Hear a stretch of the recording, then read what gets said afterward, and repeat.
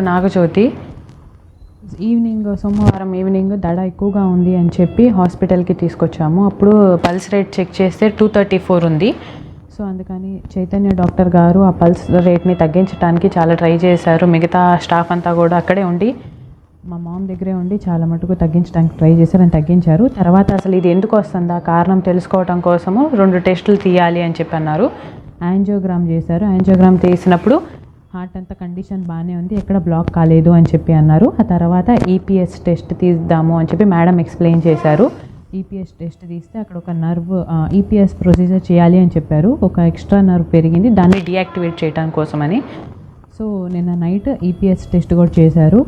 ఇప్పుడు చాలా అంతా తగ్గింది, బాగుంది.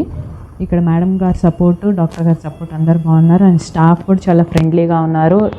ఆయా వాళ్ళు కానీ అందరూ బాగా ఫ్రెండ్లీగా ఉన్నారు. మాకు సపోర్ట్ చేశారు. ఏం కావాలన్నా కానీ వెంటనే రెస్పాండ్ అయ్యారు.